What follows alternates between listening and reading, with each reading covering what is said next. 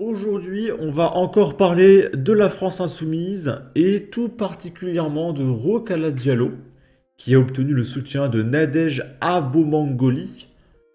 Donc ces deux femmes, ce sont des obsédées de la race.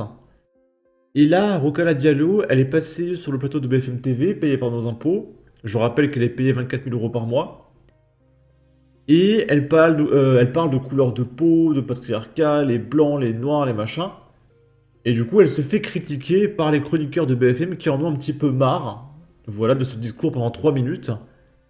Et Rokala Diallo se fait défendre par les gauchistes. C'est April O'Neil qui dit: Il est grand temps que les chaînes de télévision cessent de préparer des plateaux avec un seul point de vue contre trois.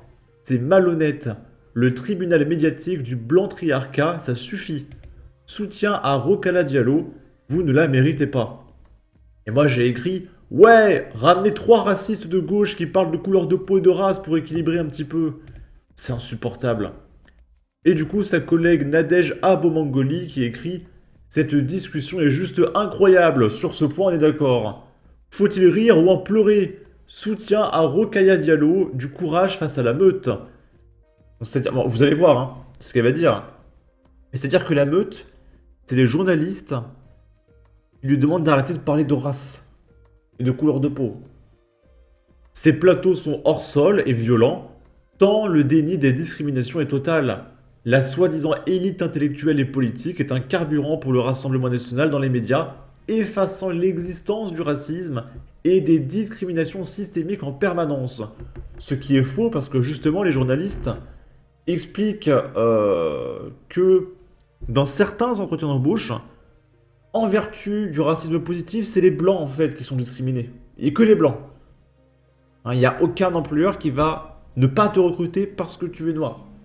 C'est les blancs qui sont discriminés pour le racisme positif. Mais là, Rokala Diallo va faire: non, je comprends pas, n'importe quoi. Et puis elle va pas laisser parler le journaliste. C'est toujours taisez-vous et les antiracistes sont les racistes. Du coup, on va écouter ça. Donc quand Diallo parle, il faut l'écouter.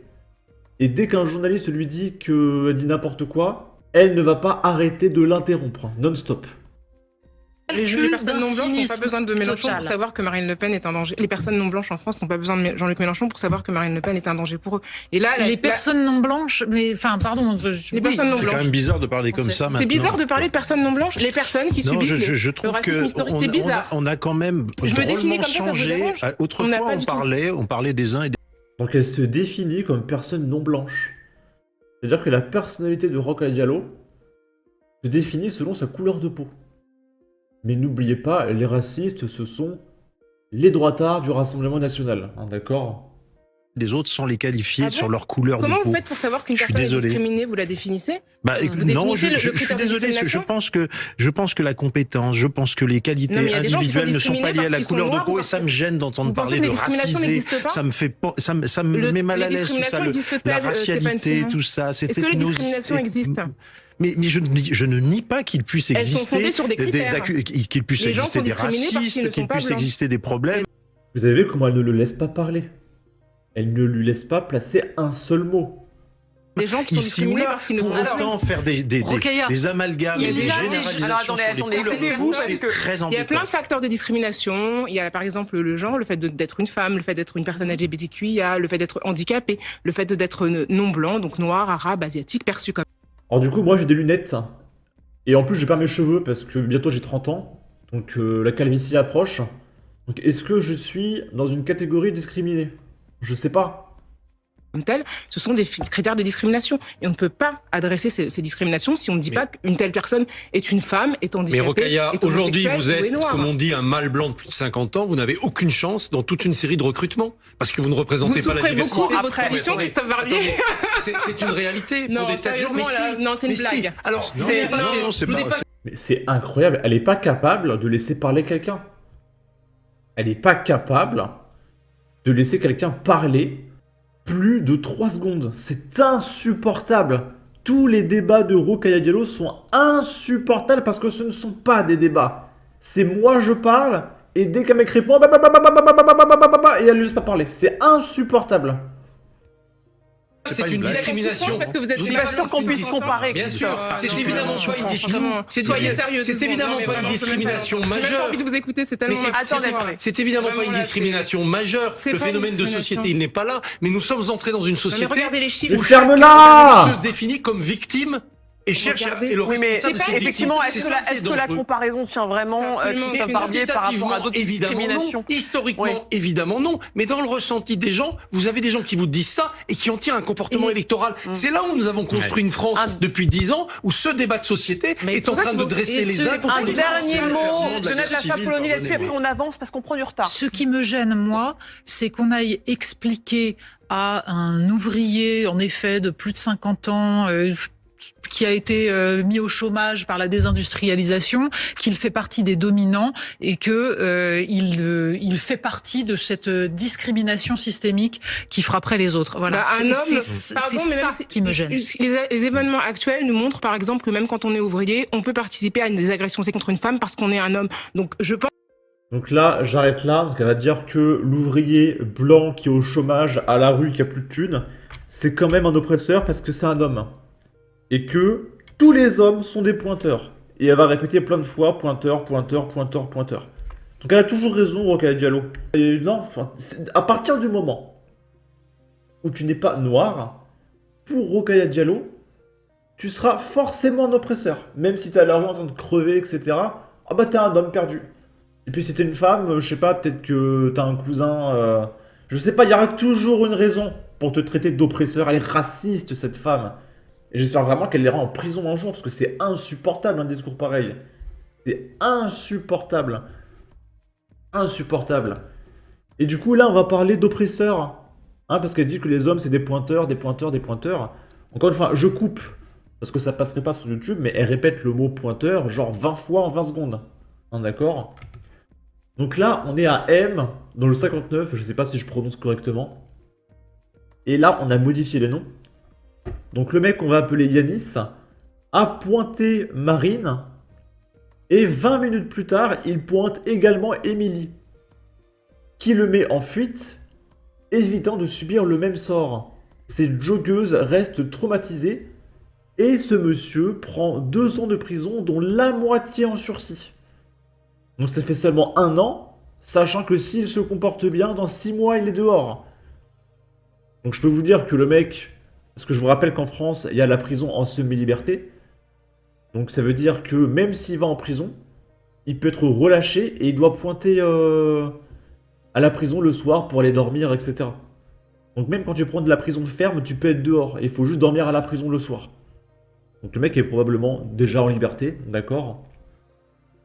Un homme tout juste majeur a été jugé à Lille le 9 septembre pour des agressions, dont une à caractère S de 2 joggeuses dans le secteur de M le 26 juillet dernier. Ce jour-là, Yanis quitte son travail en restauration à Roubaix, cette ville où il y a des poupées sans visage, souvenez-vous, en milieu d'après-midi. Peu de temps après, il surprend sa première victime, qui s'adonne à sa session de course à pied quotidienne sur une voie piétonne.